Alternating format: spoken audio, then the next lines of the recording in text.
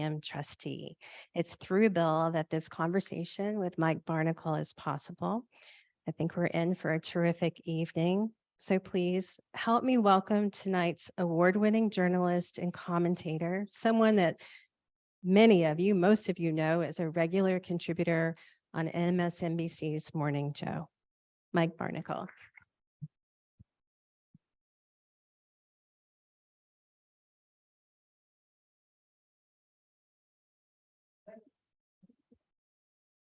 You're on the left?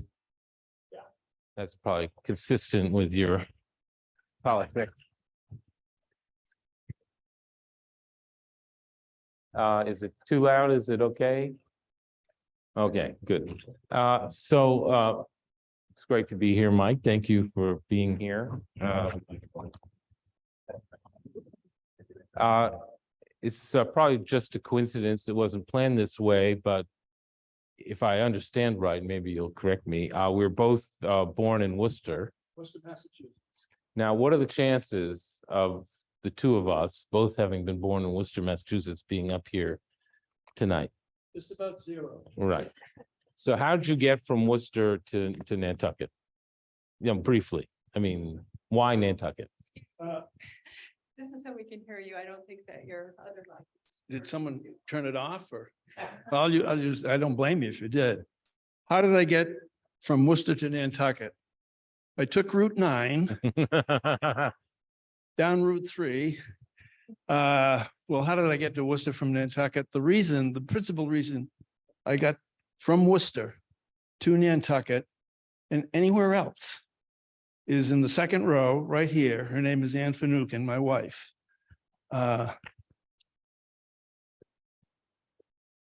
Good answer. Great answer. It's been a long story. Yeah, that's the best answer. So in 1968, you volunteered for Robert F. Kennedy in several states for his presidential election, which I remember. And you've written movingly about his tragic death. What do you think was lost for America with the assassinations of JFK, RFK, and Martin Luther King in the 60s? I think that's hard to measure still after all these years, more than 50 years. And it's part, I think, of a larger loss that happened to this country that still, I think, plays out today across our country, our deeply divided, polarized country. That particular period of time, that was the second assassination of the year, Martin Luther King in April 3rd, Robert F. Kennedy on June 5th. It was a particularly violent year in Vietnam. More than about 23,000 casualties, KIA killed in action that year. And I think it was part of a loop where the threads and the nuts and bolts of a government and a country that our parents, my parents, always believed in, thought, and still do, would if they were alive today. And I believe it today, the greatest country in the history of the world. But the faith in the country, I think, was disrupted by the war, by the assassinations. Robert F. Kennedy was an unusual figure. I didn't know him well. The only time I really spoke to him was I told him I was from Fitchburg. He asked me where I was from. I said, I'm from Fitchburg. And he had run all of his brother's Senate campaigns. And he asked me if I knew Bunny Moynihan. Bunny Moynihan was the Register of Deeds in Fitchburg, Massachusetts. Everything was local. So I said, yeah, sure, I know him, which I didn't. But he was in transformation. I've always felt he was in transformation in 1968, that the assassination of his brother rocked him to his core. I think he was sort of sleepwalking through a couple of years. And then the core of who he became began to arise, his passion and understanding. He had a unique understanding of poor people. And I don't mean just poor people in the sense of absence of money. Poor people who live without hope. Poor people who can't afford even to dream. He just had a unique sense of knowing what to say and what to do. And I think that's been missing in our politics and our government for quite some time. So that's a long answer and not a complete answer of Robert F. Kennedy, who still is around today somewhere. I mean, obviously, he had just won the California primary. Won the California primary. Do you think he would have won the nomination? We'll never know. Well, We'll never know. that's true. He was up against formidable forces. The vice president, who was doing pretty well, Hubert Humphrey, but he also had a president of the United States who despised him, as he despised the president. The mayor of Chicago wanted to be with Kennedy, Richard Daley, but he was then with Johnson. You just don't know what would happen, what would have happened. I choose to think, in my dreamers, looking through my dreamer's glasses, that he would have won the presidency, that he would have beaten Richard Nixon, but it would have been a vastly different country, Bill. And what do you think about the candidacy of his son? Someone asked me the other day about that exact question, what would the father think about the son? Yeah.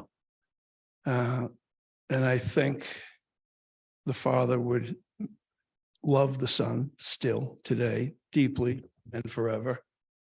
But I think he would realize, looking at it from the outside, the dead Robert F. Kennedy would realize that his son, Bobby Jr., has been adrift since the night of June 5th, 1968. He's been unmoored, unanchored. He lost his father. He was, I think, to my memory, the only one. They were upstairs in a suite at the Ambassador Hotel, family. Not all of the kids, but I think 4 or 5 of them. And to my memory, Robert Jr. was the only one who came down and was there close by when his father was shot in the kitchen of the Ambassador Hotel. So I think the father would recognize the trauma that still lives within the son. And to be honest, something's got to change within you, no matter who you are. If you're a heroin addict for 17 years, that's got to do something to you. I would tell you this, we know him pretty well. We rented here, my wife and I and our family, we rented a home here with the Russetts, Tim Russett and his family, for several years in the early 1990s, until we went over to the Cape for medical reasons for one of our children. And the only place that we could find that was big enough and cheap enough that we could afford was in Hyannisport, which still was then and still is today filled with a lot of older people, many of them from Pennsylvania, Western Pennsylvania, wealthy people, Carnegies and things like that, and their children who basically were walking around feeling entitled and basically saying, thanks, Dad, for what you did, because I'll never work again, stuff like that. People who I immediately, instinctively resented. But we got to know, because we were the only other family that the Kennedys could connect with, really. They were not well liked in the village of Hyannisport, was us. So we got to know most of their children, all of their children, as a matter of fact, including Bobby, who was then and still is today very, very smart. He's very smart. Now, what has happened to his intellect in terms of the way he twists things, I don't know, God knows. But he's not a bad human being. He's just, I think, a warped human being at this stage. Well, I could ask more questions about that, but I will continue going down my very extensive and well thought out list of questions. We're not here much longer. Yeah. How did you go from politics to journalism, writing a column. And that, that revolving door seems to happen more often than people think. But you were sort of a pioneer in doing it. How did you do that? Well, I had always been interested and involved in journalism to a certain extent. When I was in high school in Fitchburg, Massachusetts, we moved to Fitchburg shortly after I was Yeah. born. That was your. Yeah, my parents Big stayed in decision. Worcester. They sent me to Fitchburg. I'm Yeah. kidding, Okay. kidding. But I used to run quotes. The Worcester Telegram had an office on Main Street in Fitchburg, the North Worcester County Bureau, Bill. Wow. The T&G. Yeah. And the bureau chief was Dave Gilmartin, a wonderful guy, wonderful old guy. And I used to hang around the bureau office up there. It was just one person, it was a little storefront. And I liked the newspaper business instinctively. I just liked it because it was like now. It was going on now, not tomorrow, not yesterday, now. There was a fire now. And I would run to the fire station, run where the fire was, what ladder truck left, and everything like that. I would go to city council meetings and run quotes back to Dave Gilmartin and put them in the paper about Mayor Headley Bray said this about the Public Works Commission, stuff like that. And I just liked it. It seemed exciting to me. And I always wanted to be in the newspaper business.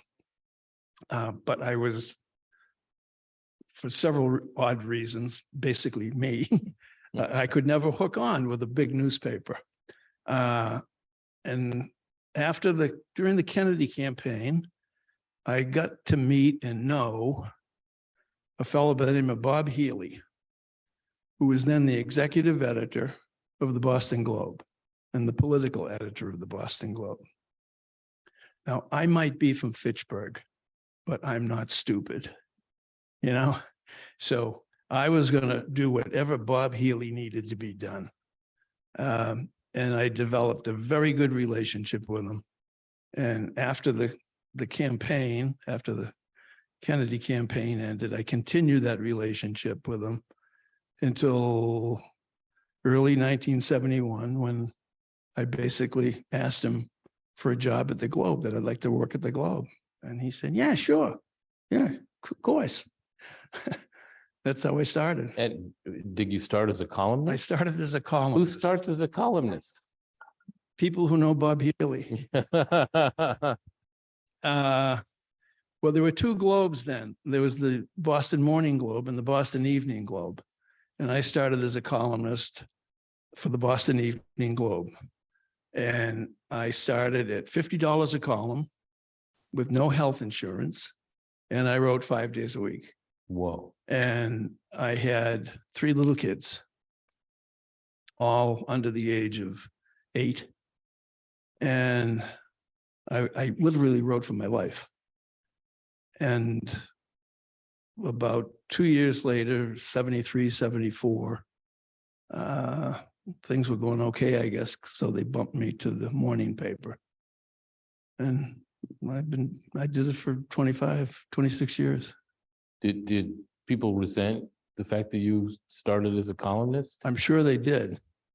I'm sure they did. Did they let you know? A couple of them did, yeah. Yeah. That's the way it goes. Too bad for them. You got to perform. Yeah. Well, you wrote about some, the incredible issues that were facing Boston during the 70s and 80s, whether it was, busing, the Big Dig, the Red Sox. Has Boston, in your judgment, resolved some of the issues that you wrote about so eloquently back then? I think they've resolved, several of them. Look, no one yet in this country, whether it's in Boston, Biloxi, Mississippi, Los Angeles, Chicago, or Nantucket, has resolved the issue of race. I mean, that's an ongoing issue in this country, at least in my lifetime and for many lifetimes before me and you. And it will, I think, sadly continue to be an issue.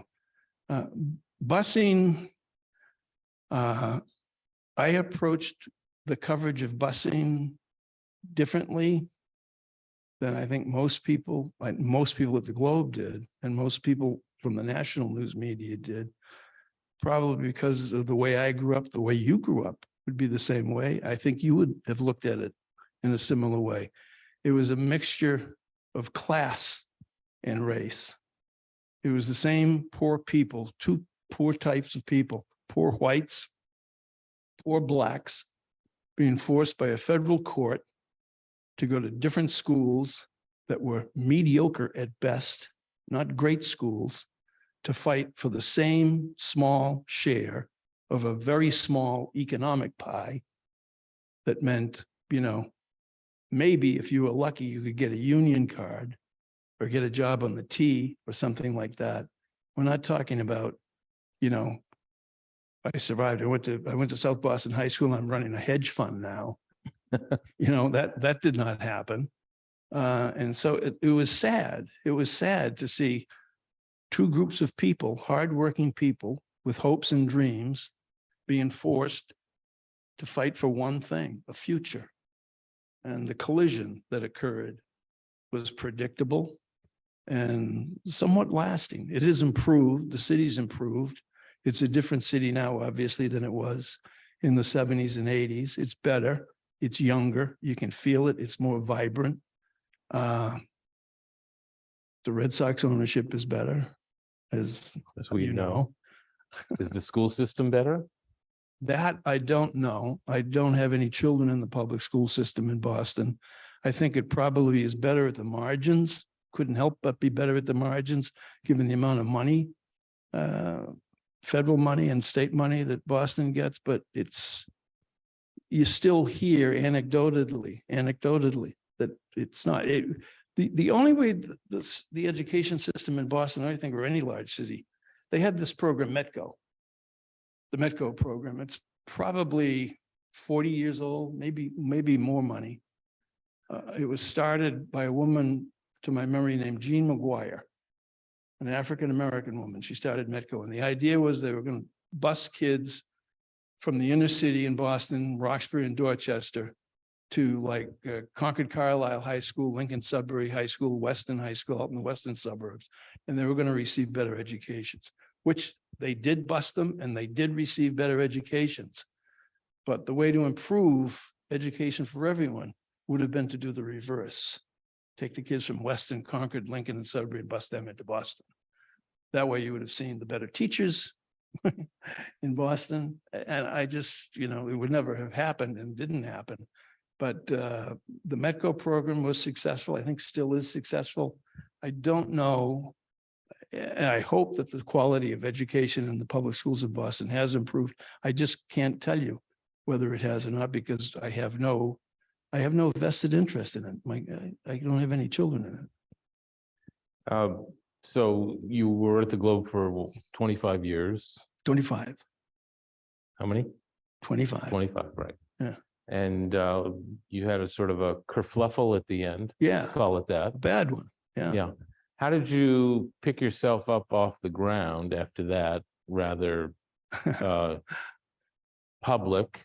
Very public. Defenestration, as we like to say. Front page of the New York Times. Yeah. How did you pull yourself up off the ground after that? And what was that experience? Well, the first thing I did was I got multiple cardiac surgery. Seriously. About 2 months after that happened. And it was a miracle. The doctor who performed the surgery was the same cardiac surgeon who performed Jack Welch's. Who's a Nantucket resident. Kerry Akins. Right. Legitimately, at that point in time, I think he's retired now, the greatest cardiac surgeon in the world. In the world. He did everyone. He did princes, kings, the royal family, Saudi Arabia, Catherine Graham, everybody, Jack Welch, and me. And I was way down the list, except Jack was forever pissed off that he had 5 arteries done. I had 6. I talked to him for the GE book. Carrie. Yeah. And he told me about, working with Jack, shall we say. Did he tell you what Jack said just before he went under anesthesia? Prior to the surgery? Go ahead. They were just sending him under before the cardiac surgery. And Jack looked at Kerry Akins and said, I should have spent more money. He also told me that he said that he told them that if it looks like I'm dying, I'm not. I'm trying to come back. Don't let them pull the plug on me. Okay, so you had your 6 arteries Yeah. cleaned out. And how'd you resurrect your career? And Well, you know, I think it was a lesson for me, certainly a lesson for my wife and my family. Nobody wants that kind of notoriety. Nobody wants TV cameras in your driveway day after day after day. But it was at one hand, it was an enormously rewarding experience because I had people like Saul Bellow, Norman Mailer, Joan Didion, John Gregory Dunn, all calling and protesting what happened to me. I had Bill Parcells pull into my driveway. I had Robert Redford pull into my driveway. And it's not because they were lost, you know. And you find out, as anybody would, I think, or most people would, I hope, the one thing you don't want to be is you don't want to come off as a victim. You know, you can come off as a casualty, but not as a victim, because you're still going. There's a couple of great stories in that. So about a month after the Globe did what the Globe did, I'm in New York. I'm in New York because I got a call from a friend of Jack Welch's, Roger Ailes. oh, And Roger Ailes says to me over the phone, he says, "Do you ever come to New York?" I said, "Yeah, as a matter of fact, I'm coming down next week." This was like a Friday. He says, "What day next week are you coming down?" I said, "Monday." I had no plans to go to New York. He said, "I want you to swing by and see me if you can, if you have time." Well, I didn't check my calendar. I said, "Sure." So I went by to see him in his office. And he was at Fox then or NBC? He was at Fox. Okay, so He was he at Fox. had his falling out with Jack. Yeah, Okay, right on 6th Avenue, 6th and 49th. still there. Still there. Fox is anyway. And listen, we all know who Roger became. And we all know what Roger became responsible for. And we're all, as a nation, paying the price for that. I was brought into his office by his secretary. He stood up from behind his desk and he came over and he shook my hand. And the first thing he said to me, looking me right in the eye, was, "Do you have an income?" Good question. I said, "No." And he said, "Well," he said, "I can put you on TV if you want." He said, "I can have you start writing for the Fox website." I didn't say no to him then, but I knew I was never going to do that. Even then, I knew it was bad. But just the gesture alone, I still have a glimmer of affection for Roger Ailes. There were many things like that occurred. But then when it wasn't occurring enough, I decided to have the cardiac surgery for sympathy. That worked. So then how did you get to Morning Joe? Well, I had been working for MSNBC since MSNBC was created. And Through Jack, through yeah, Tom yeah. Rogers, Zaslav, all of them, yeah. Bob Wright. So I went to work for NBC in July of 1996. As a matter of fact, right now, I'm the longest tenured employee, I think, at MSNBC. How did that happen? I lived. No. I'm like a straight man. how did you get to MSNBC? Jack Welch said that the way he put it is, he said, I didn't mean to screw Bill Gates. He says, but I guess I did because I've got MSNBC now and Bill Gates has nothing to do with it. He said, you should try doing TV for us. So two people were hired to do TV that I more were, but the two that I knew were one, me, and the other was Chris Matthews. And, Chris worked a long time too there. And so I did that. So basically anybody who spent time on Nantucket got to be on MSNBC? Were you on Nantucket then? If too bad you weren't there because no, I would have, you would have been on MSNBC, Yeah. you would have had your own show. Yeah. Hard. But Tom Brokaw was and is an old friend of mine. I've known Tom for over 50 years. And he's a very, very good friend of mine. And Tim Russert, my son's godfather, my son Timmy is here tonight. He was a very good friend of mine. And so they basically said, hey, we got to keep him on the air. We got to keep him on the air. And so it worked out. And how did you find the difference between being on TV every morning versus writing a column for the Globe? Well, writing a newspaper column was the most fun that I've ever had in my life. But I could never do it again because the business that I worked in then, in the 70s, 80s, and early 90s, does not exist anymore. It's just different. It's very different. And what I did and do for a living, or would do for a living if I could still do it, if there were any place to do it, I almost always, in the course of thousands and thousands of columns, you'd find the word yesterday.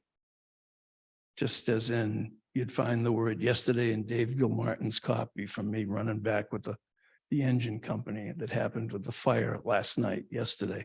I almost always wrote about something that happened to someone yesterday. And you find out very quickly something that is a reality that I think too few people in the news business today realize. Everyone has a story. Everyone. I mean, whether it's the person ahead of you on the grocery line at Wegmans, or the guy at the gas station, or someone who calls you. My survival rate at that Globe in those years depended on two women, Barbara McDonough and Rose Berry. They were two women, sisters from South Boston. They were the two principal telephone operators at the Globe. And I would go into the paper, get to the paper probably 9:30 in the morning, and they would have a stack of yellow phone sheets, people calling for me, talk to me, something had happened to them, something had happened to their father. They had an idea for a story, and I'd call everyone back. And I'd go outside, get in my car, 10:30 in the morning, and I might get back to the paper at 5:30, 6 o'clock in the afternoon. Many days I'd sleep in the car, I could screw off, whatever. I'd go back with something to write about from having established eye contact with a human being, listened to the story, wrote their story, and it was just, a catalog of human beings in the paper 5 days a week. And it worked. But that doesn't happen anymore. And you don't really do that on Morning Joe anymore. No, you do the same thing every day. You talk about Trump. I mean, that's the truth of it. Occasionally you can get, well, right now in this culture that we live in, you have to be very careful. You have to think about what you're going to say, or else you'll be, the show is ridiculously long, 6 to 10 a.m. in the morning. If you say the wrong thing, by 10:15, you're canceled, you're done. But that could happen. Right. Could happen to me any day. I'm aware of that. Some days you can say things, because you have more time, there are fewer guests. But in a big event like, the indictment and everything like that, the thing is packed with guests. So you just sit there and you look down at the camera and people think you're studying and everything like that. And what I'm doing is I'm trying to figure out my fantasy baseball line for that night. Seriously, you know? Uh, but like this morning. Do you enjoy it? Yeah, I do. I do. And it's a pretty easy way to make a living. That's the truth of it. I always say to young people, boy, this is brutal. I said, try driving the crosstown bus. Right. That's a tough job. Try working for the gas company. That's a tough job, not this one. But we were talking about, I'm the old guy on the set. I mean, Willie Geist, I love him. And he's the product of good parenting. That's one of my theories of life. You can always tell the product of good parenting. And he's the product of good parenting. And this morning we were talking about eventually the trial of the president of the United States. And I said, Willie, this occurred before you were even born. But 50 years ago Wednesday, yesterday, Bob Haldeman, who was the chief of staff to Richard Nixon, appeared before Sam Ervin's Watergate committee. I said, and every TV in the country was tuned in to the Watergate committee hearings. People were glued to their sets, and they found out about the inner workings of the Constitution of the United States. They found out about elements of what was happening during one single presidency, Richard Nixon's.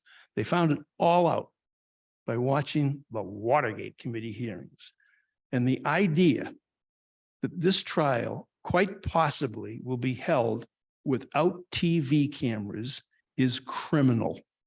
Criminal, especially given the divisions in this country. Put it on TV, John Roberts. Let it be on TV. So you get the evidence presented, you get the defense presented, and you can maybe understand or begin to understand what this guy actually did to this country during the course of 4 years of his presidency.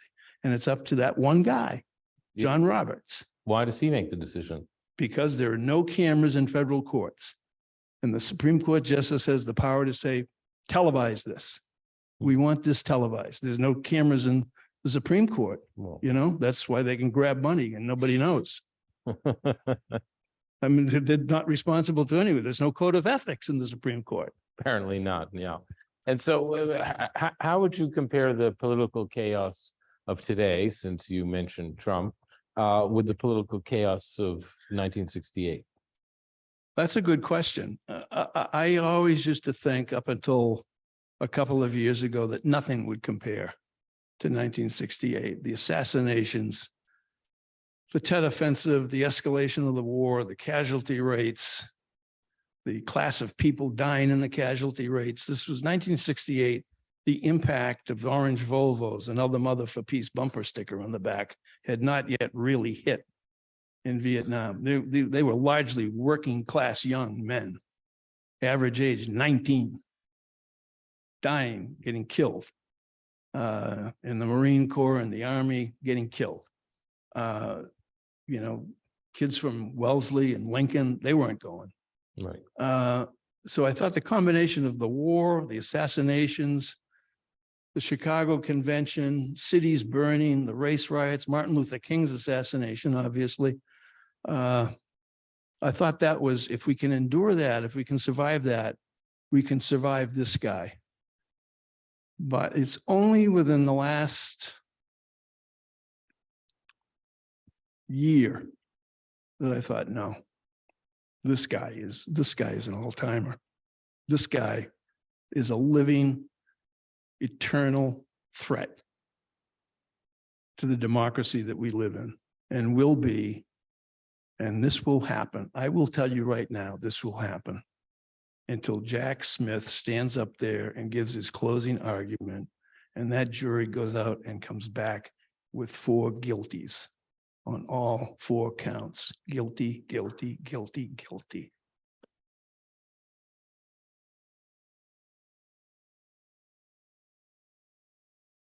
So but you didn't realize this during his presidency. The only thing I realized during the presidency is the anecdotal stuff you'd hear, which was sometimes ridiculously funny. Chris Christie told me the story about Trump as president for about 4 months. And he calls Christie and invites Christie and his wife down to the Oval Office to see him. Now, you got to remember that Christie endorsed Trump, ran his transition committee until Jasper, whatever his name is. What's the kid's name? Jared. Jared's father. Yeah. Yeah. Jasper. Yeah. I did that on purpose. He's Jasper to me. Until he got Christie fired because Christie put his father in prison. So When Trump he was is Attorney General of New Yeah. Jersey, right? Trump, when he was U.S. attorney. Yeah, U.S. Attorney. Yeah, he did federal time, no parole. See you later. So he's trying to make amends, and he invites Christie and his wife down to the Oval Office. And Christie tells the story. He says they have lunch.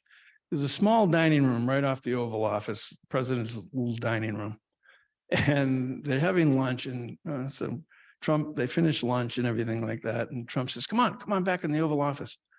And so he goes in the Oval Office. The doors, you can't see them. They're invisible. They have little handles. But they're part of the wall when you're looking at the Oval Office. But the door opens and there's a bunch of people in the Oval Office. And Trump turns to Christie and his wife who are behind him. He says, oh, shit. He says, I forgot about this meeting. He says, I'm supposed to sign something for this. It's a soccer league or something. He says, stay here. I'll be right back. So he goes in the Oval Office and he signs whatever he signs. And he comes back and he gets them. And they come in and they're sitting in front of the desk, Christie and his wife, and Trump is behind the desk. And Trump is staring at Christie's wife. And Christie's talking to Trump and Mary Beth. Yeah. Good. That's good. Thank you. And so finally, Trump interrupts Christie and says, hey, Chris, Mary Beth, you have beautiful hair. You have beautiful hair. He says, Chris, he says, look at her hair. It's beautiful. Yours is not so great. He says, did you ever take Propecia? He says to Christie, and Christie says, no, what's Propecia? Trump says, he says, it's for your hair. It gives your hair vibrancy. Makes your hair look better. He says, you just take Propecia. Here, I got some. Opens up a drawer, the desk, takes out a big vat of Propecia, gives Christie a handful of Propecia pills. Says, take this, you'll love your hair. Okay. The last time I spoke to Trump was before he was inaugurated.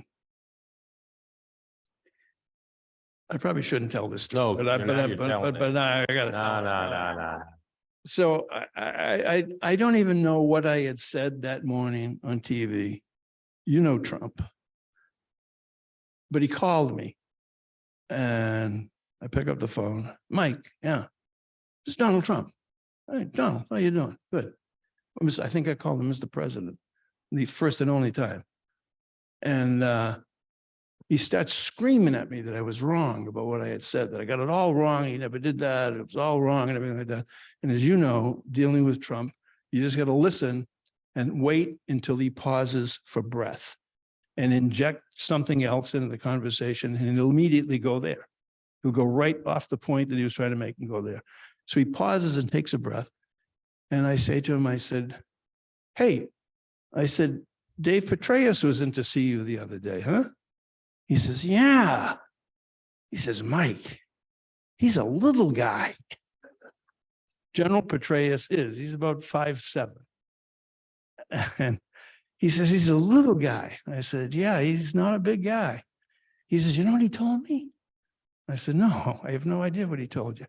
He says, he told me he weighs the same today as he did in high school, and that he works out for an hour and a half every day of the week. I said, wow. He says, Mike, he says, who the fuck does that? So right away, you knew Dave Petraeus was getting nothing in that administration. No. But from that point on, you know, all the anecdotal stuff was the extent of damage that he's done to each department of government, especially the State Department and the Justice Department. but deep, deep damage that still hasn't been fully corrected. And the damage, obviously, that he did to the country at large. What are you So, reading there? one of my books. Why do you think Biden has not gotten the popular support that he deserves for passing meaningful legislation or strong economy or restoring our respect around the globe?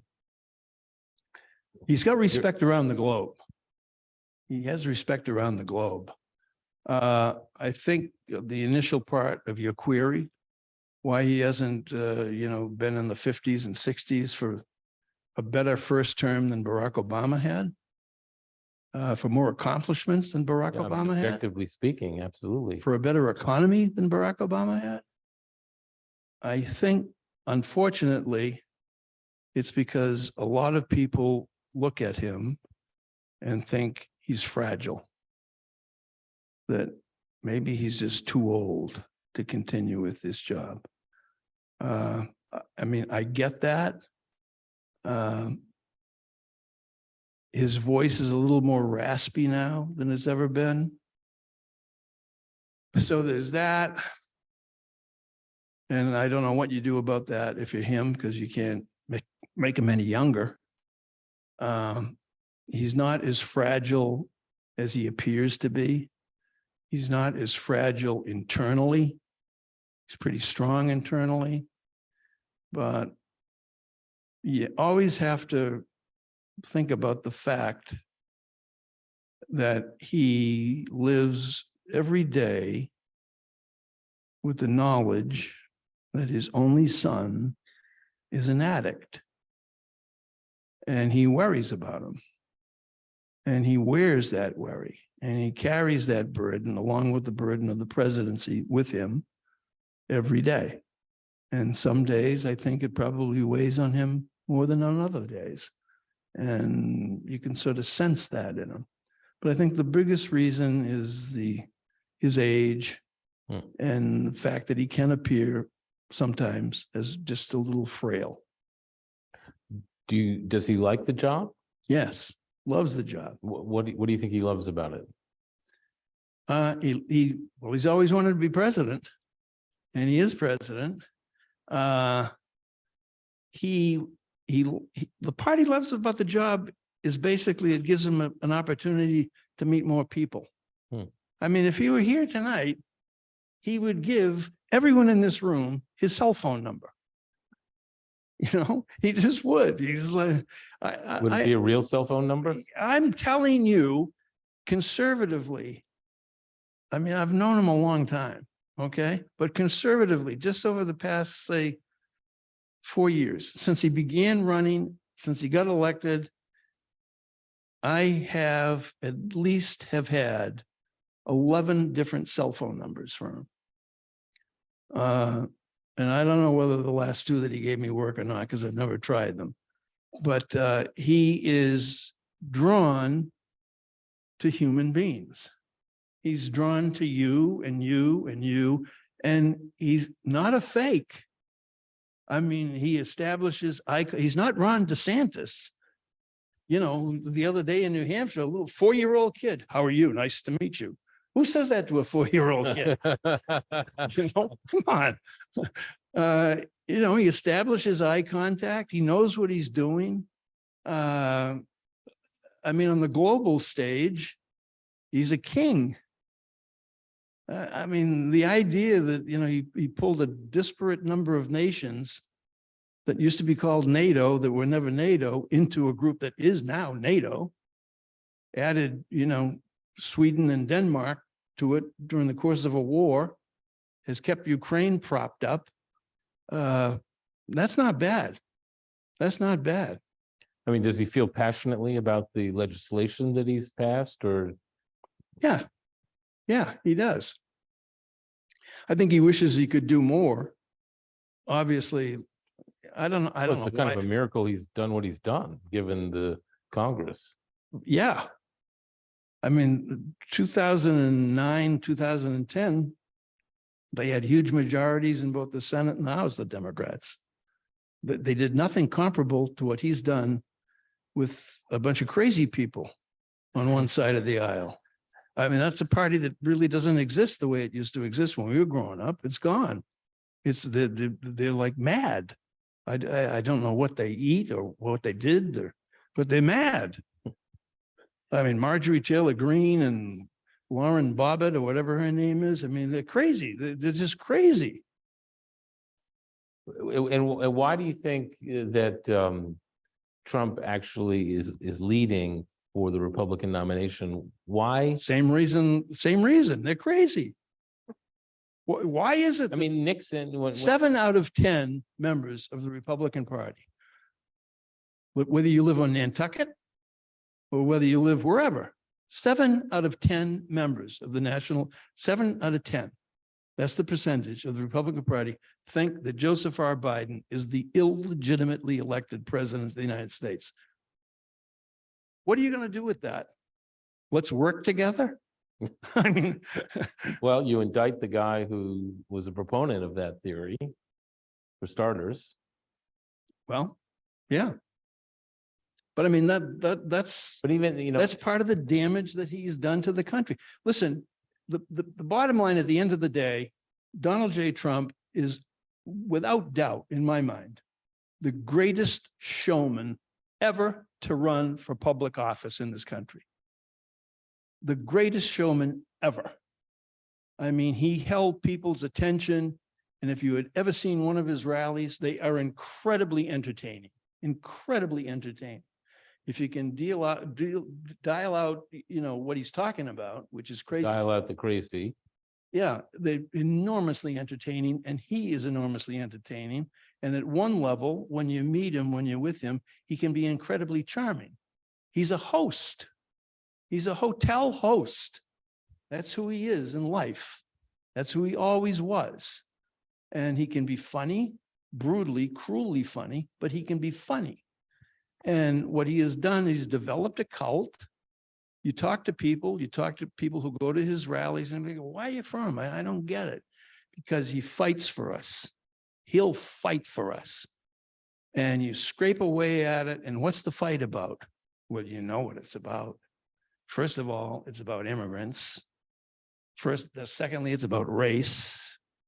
Thirdly, it's about all the times that they've lost out to a job or a pay raise or a better house or a better life because of someone else. They are victims. You never want to be a victim, but they are all victims, and he fights for them. They can't articulate, well, what's the fight about? What round are we in? What's he done so far? Has he knocked anybody down for you? Is he ahead on points? Did he get anything done for you? They can't tell you that. All they know is that he is up there walking back and forth on the stage with his tough guy talk, you know, calling Jack Smith the deranged Jack Smith. They love that. People love that. His people, because he's a tough guy. Look at the way that guy talks. Yeah, I want to go to work and talk to my boss just the way he's talking. That's the way it is. Even though he's never done anything for those people. Right. So one final question, and if there's some time, we can open it up. 2 weeks ago or so on this stage, in fact, right where I'm sitting now, David Rubenstein was up here. And he made a very interesting suggestion that I had never heard anybody make. And coming from him, I thought it was. Well, I'm going to agree with it if David made it. No, you don't have to, by the way, but I'm interested if you do. And so he proposed a deal. Yeah. He thinks that I know the deal. you know the deal? Yeah, go ahead. Okay. He thinks that especially it's even more relevant today than it was 2 weeks ago. He said that Biden should call up Trump and offer to pardon him for his federal crimes, and then, you know, work with state officials if he can to pardon him for the state crimes. And in exchange, Trump agrees not to run for president in 2024 or for any public office ever again. And then if Trump were to somehow agree to that, Biden would then agree not to run for president in 2024. And both races would be completely open to new candidates and a breath of fresh air, so to speak. What did you say? Or did you talk to No, David about it this? wasn't me. He I made have. that suggestion sitting right here. What do you think of that? Well, I'll tell you what I asked David when he told me about the deal. I looked him right in the eye. I said, David, do you think Trump would ever lie? Listen, Well, I mean, we are on to the way to deal with Donald Trump. We are on to it. You put him on trial, he will not take the witness stand, and you drum those charges home. Guilty, guilty, guilty, guilty, all 4 counts. Because I know one thing for certain from a very reliable source, that no matter the bluster, no matter the name calling, he is scared shitless. And so let him live with that fear. Let him be found guilty. Let him listen to a judge, give him a federal prison sentence. Then, if he wants to talk about a deal after that, let's sit down and talk, but not until he hears guilty, guilty, guilty, guilty, 15 to 18 years in federal prison. wow. Any questions? That's the price that's the price he ought to pay for fucking with this country.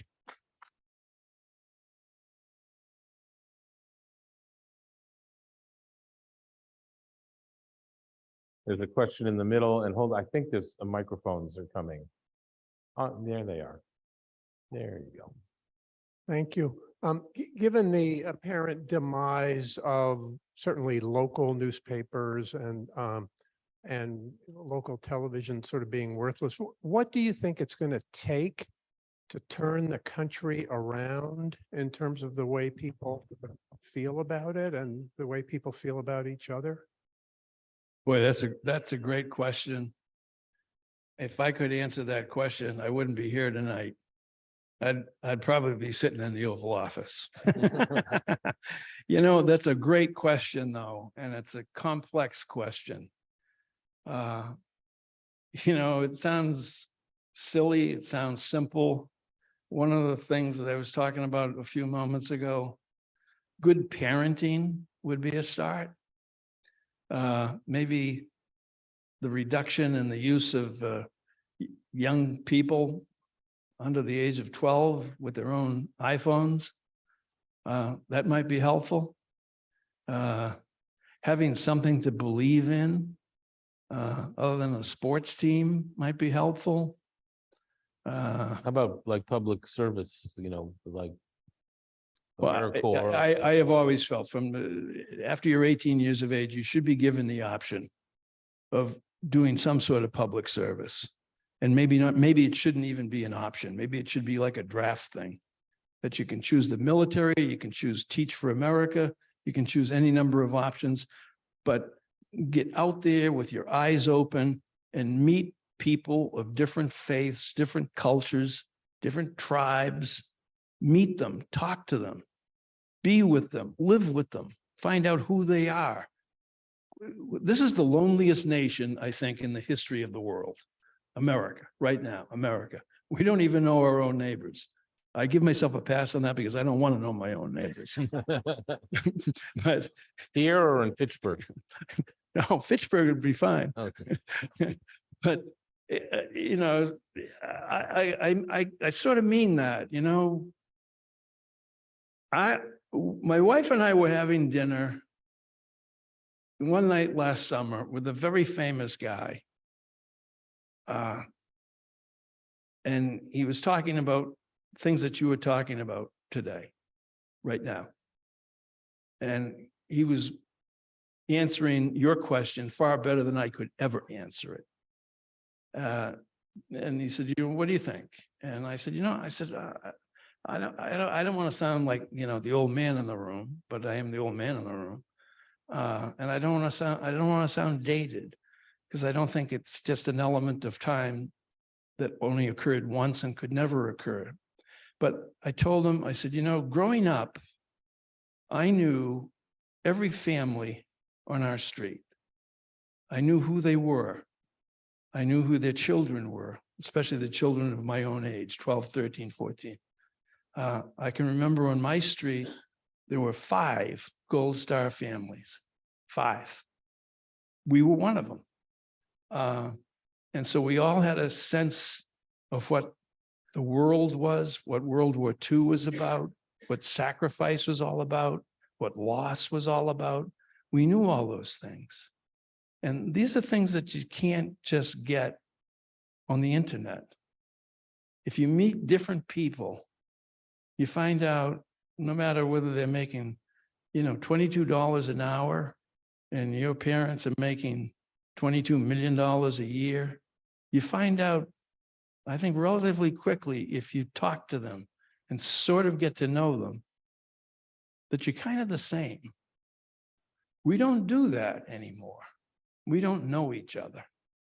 And the other element of it that I firmly believe, and I'm probably wrong because I don't know enough about it, we don't teach history in this country the way it ought to be taught.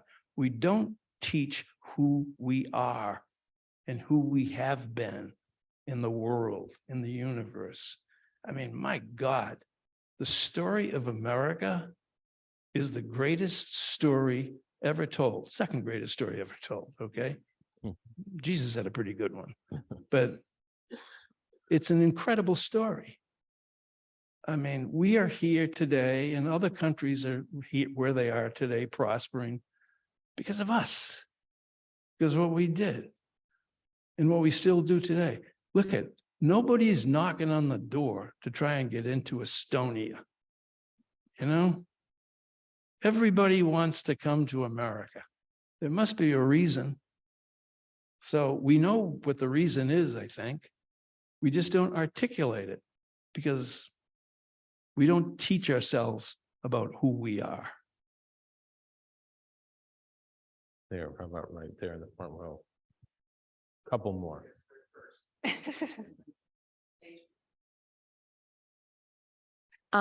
Mike, what role or how much blame would you put on the regular Republican leadership for knowing exactly from the get-go who and what Trump was? And now, I mean, back in Watergate, Republicans and Democrats, went through the process.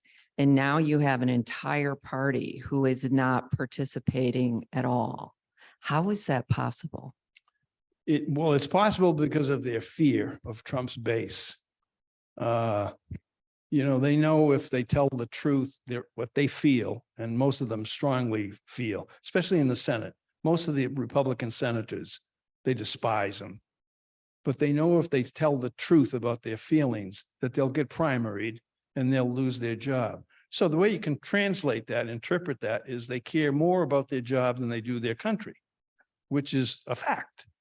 I don't know what you do about it. I think a lot of them, I know some of them, a couple of them, including a fellow who some of you may have voted for governor of Massachusetts, Mitt Romney. He's a very good guy, decent guy. He feels differently today than he did when Donald Trump was elected. But when Donald Trump got elected, Mitt Romney thought, once he gets in the Oval Office, once they give him the nuclear codes, that'll change him.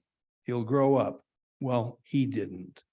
Now, Romney now knows that he was wrong to feel that way, but he wasn't alone thinking that. But yeah, it's a tribe of cowards.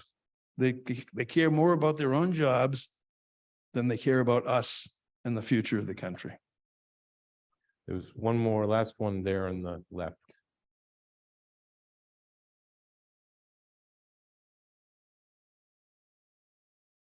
So Chris Christie kind of brought this up and how it's not only his personal beliefs, but other people's beliefs that are important to the value of the presidential job. So beyond just your own personal beliefs and objective beliefs, and beyond Donald Trump and Joe Biden, how do you define the presidency beyond those two, removing ideologies? Is it now based on subjectivism or objectivism of this country? I don't know. Those are big words from me. You know, I mean, the job of the presidency without ideology, is that what you're asking? Without partisanship or something like that? Well, basically, it's to do every day what's best for the country. According to the president's judgment. That's why a president is elected. Whether he or she becomes president is based upon what they sell to you, what they'll tell you ought to be done and what can be done. I mean, I don't know. You still got the microphone? What's, yeah. So What do you worry about? Why did you ask that question? So I asked that question because a lot of people in this country want to represent their own personal beliefs, but at the same time, at this country, we want to reach a center point. So is it that we accommodate to meet in the middle or meet at one extreme end? You can have your own personal beliefs. That's what we're all about in this country. You can believe whatever you want to believe. You can say whatever you want to believe. But there has to be some collective, hopefully over 50% belief that we ought to move forward as one, as a country, as the United States of America, not, go state by state and ask everybody and say, what do you want to do today? I mean, the thing about, your family going out to dinner, say if you got a large family, 7 or 8 people, 3 want to go to McDonald's, 2 want to go to some expensive restaurant, 2 want peanut butter jelly sandwiches, everything like that. Eventually you got to say, hey, for Christ's sakes, get in the car. We're all going here. That's what the president does. Get in the car. Here's where we're going. Does that answer your question? Yeah. Thank you, Mike. That was fabulous. Thank you.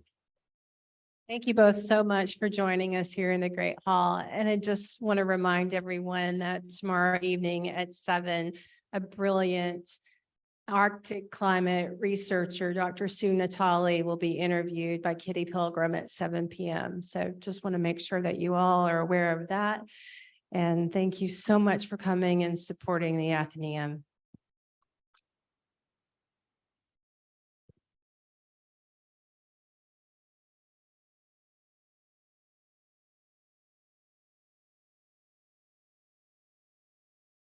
Thank you.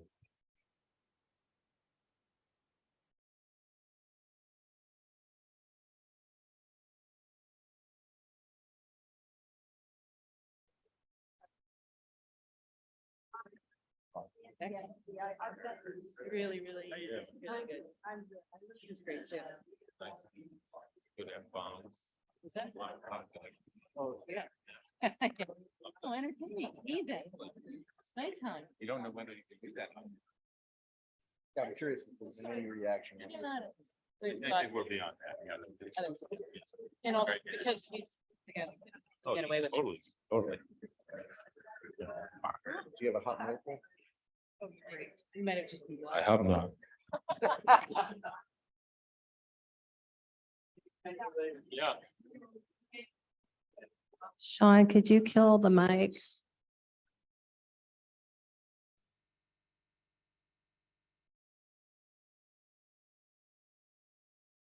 Well done. Thank you. That was Thank great. you. Well done. Yeah, that's kind of my point. Thank you so Can I much. give you Wait, I this? want to give you something. I have- Oh, you already have one? All right. Okay. Well, thank you so much. That was fantastic. You know, either. If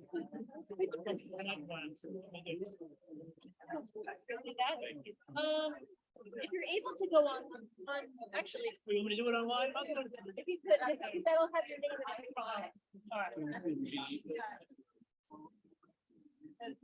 Wow.